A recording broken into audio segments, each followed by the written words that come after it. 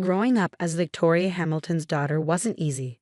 Every breath I took, every step I made, was carefully monitored and judged. My father, the CEO of Hamilton Industries, had my entire life planned out before I could even walk.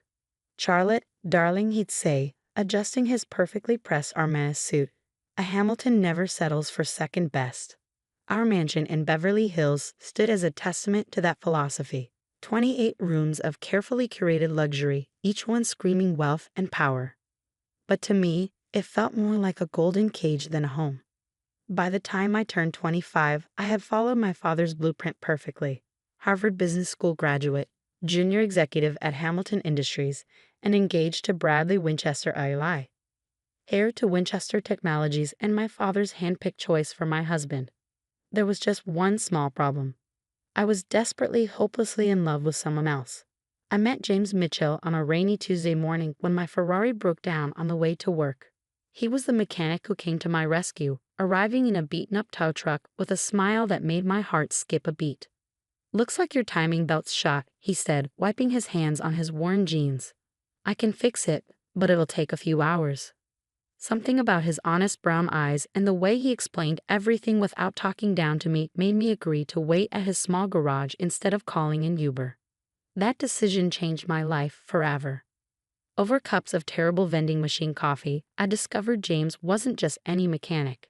He'd worked his way through engineering school, graduating top of his class. He could have taken a cushy corporate job, but he loved working with his hands, solving problems, making things better. "Life's too short to spend it doing something just because it looks good on paper," he told me, his eyes twinkling. Those words hit me like a thunderbolt. For the first time, someone had put into words exactly what I'd been feeling all my life. One coffee led to another, then dinner, then stolen moments whenever I could escape my suffocating world. James never asked about my family's wealth, never tried to impress me with fancy restaurants or expensive gifts. Instead, he showed me the joy of simple things: midnight drives along the coast, picnics in hidden parks, and laughter. So much laughter. For 6 months, I lived a double life. Society princess by day, myself by night. But I knew it couldn't last forever. The breaking point came during a charity gala at our mansion. Bradley was droning on about merger strategies to anyone who would listen, while my mother paraded me around like a prized thoroughbred. "Charlotte will be taking over the East Coast operations after the wedding," she'd announced to yet another group of socialites. The Winchesters and Hamiltons. Imagine the possibilities. I felt like I was suffocating. Excusing myself, I fled to the garden, my trembling fingers already dialing James's number. "I can't do this anymore," I whispered into the phone, tears streaming down my face. "I can't marry Bradley. I can't be who they want me to be." James was silent for a moment before speaking. "Then don't be. Be who you are, Charlotte. That's the person I fell in love with." That night changed everything. The next morning, I walked into my father's study, my heart pounding but my resolve firm. "Daddy, I need to tell you something." My voice shook slightly. "I can't marry Bradley. I'm in love with someone else." The explosion that followed was nuclear. My father's face turned purple as I explained about James, about wanting a different life than the one he planned. "A mechanic?" he roared, his fist slamming onto his mahogany desk. "My daughter, a Hamilton, in love with a grease monkey. He's an engineer, Daddy, and he's brilliant. If you just meet him." "Absolutely not." My father's voice could have shattered glass. "You will marry Bradley as planned, or you can forget about your trust fund, your position at the company, everything. Is that clear?" I stood up straighter, channeling strength I didn't know I had.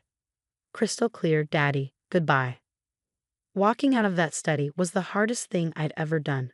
My mother's hysterical tears, my father's threats, the whispers of the household staff. It all followed me as I packed a small bag and left the only home I'd ever known. James was waiting for me outside his modest apartment, worry etched on his face. When I told him what happened, he tried to talk me out of it. "Charlotte, that's your whole life you're giving up. Your family, your inheritance. I can't let you do that for me." I silenced him with a kiss. "I'm not giving up my life, James. I'm finally starting it." The next few months were a crash course in reality. I moved into James' one-bedroom apartment, got a job as an entry-level business consultant at a small firm, and learned how to live on a budget. It wasn't easy, but for the first time in my life, I felt free. My parents' attempts to bring me to my senses ranged from emotional manipulation to outright threats. They froze my accounts, canceled my credit cards, and even tried to get me fired from my new job. But with each obstacle, James and I grew stronger together. When we decided to get married, we planned a simple ceremony in a local park. No designer dress, no society photographers, just us and a few close friends. The morning of the wedding, I received a text from my mother. "Your father and I will be attending. One last chance to fix this mistake." My heart raced as I showed James the message. He squeezed my hand. "It's your call, love. Whatever you want." I wanted them there. Despite everything, they were still my parents. So when I walked down the makeshift aisle in my simple white dress from a department store, my eyes instantly found them standing at the back. My father looked like he'd swallowed something sour, while my mother dabbed at her eyes with a monogrammed handkerchief. Neither moved to join the ceremony.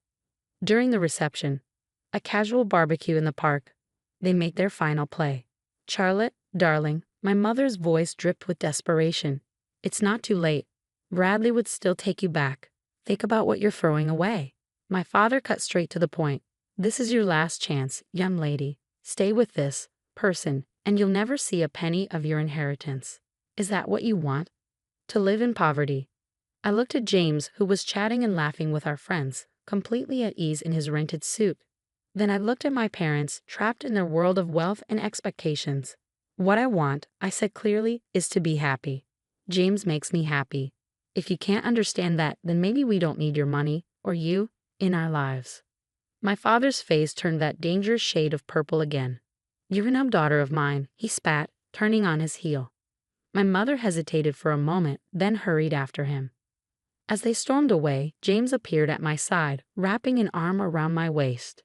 "You okay?" I leaned into him, watching my past walk away. Never better. That was 6 months ago. We settled into our life together, working hard, loving harder. James continued at his garage while taking night classes for his master's degree. I threw myself into my consulting work, building my own client base. We were happy, truly happy, even if we had to watch our spending and clip coupons. But there was something James hadn't told me, something that was about to turn my world upside down again. Everything changed on a seemingly ordinary Friday evening. I came home from work early, excited to surprise James with takeout from our favorite Thai place. But our apartment was empty, with a hastily scribbled note on the counter. "Working late at the garage. Love you." It wasn't unusual for James to work late, but something felt different. Lately, he'd been distracted, taking mysterious phone calls and working odd hours. A knot formed in my stomach as my mind wandered to dark places. Was history repeating itself? Was I about to lose everything again?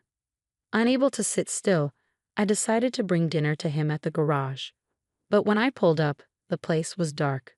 James's beaten-up truck wasn't in its usual spot. My hands trembled as I called his number. Straight to voicemail. Just as panic started to set in, my phone buzzed with a text from an unknown number. "Mrs. Mitchell, please come to 1875 Highland Avenue immediately. It's about your husband." My heart stopped. Highland Avenue was in the industrial district, miles from James's garage.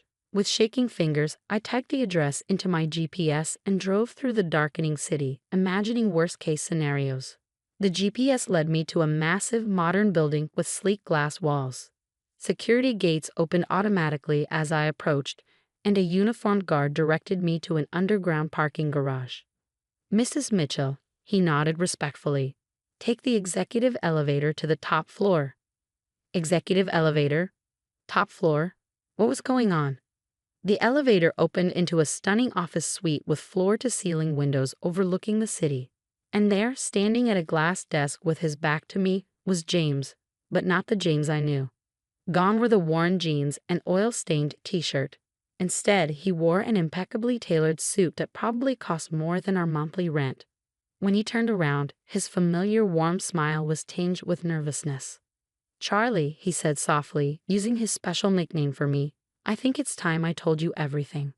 Before he could continue, the office door burst open.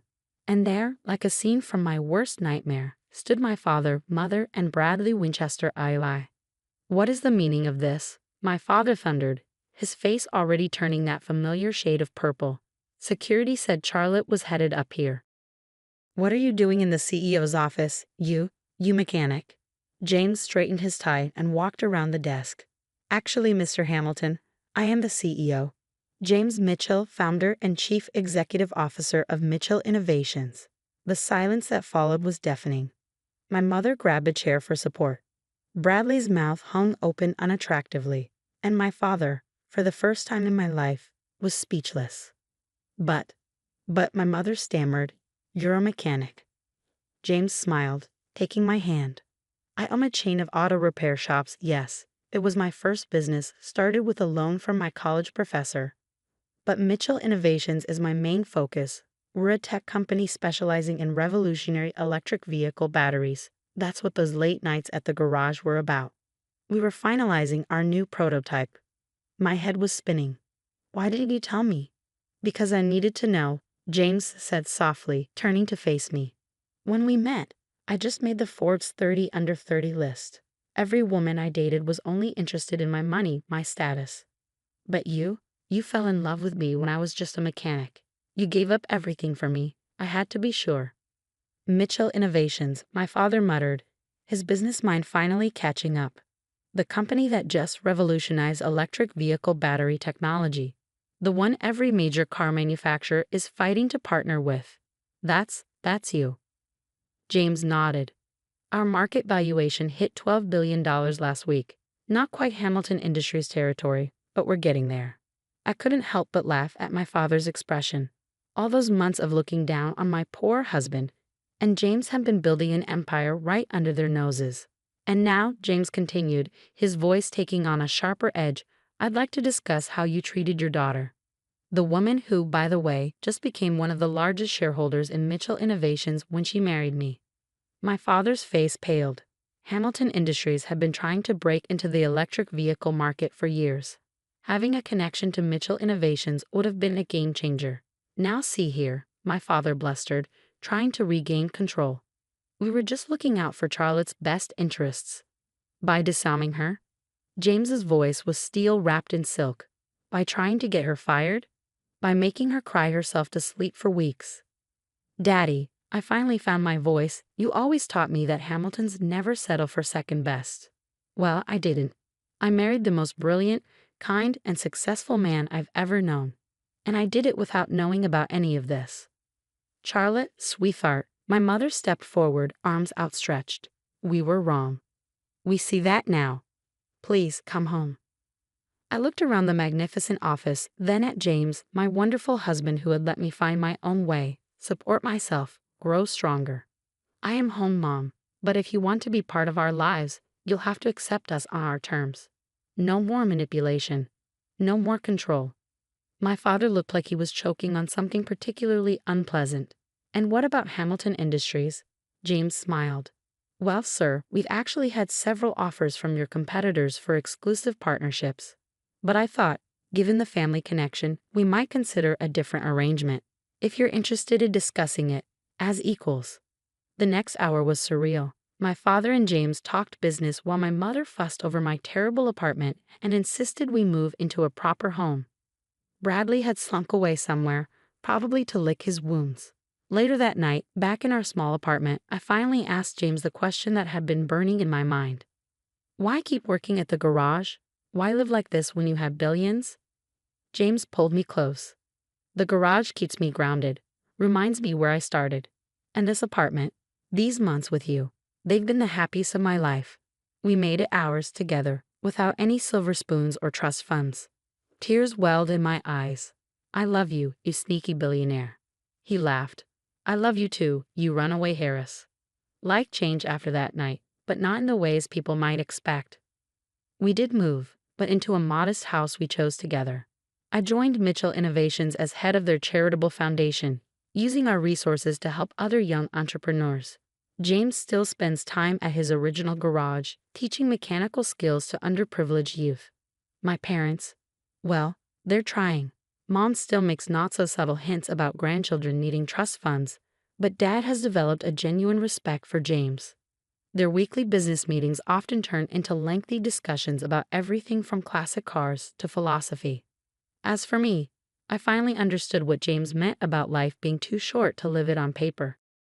Sometimes the best things come disguised as broken down Ferraris and coffee from vending machines.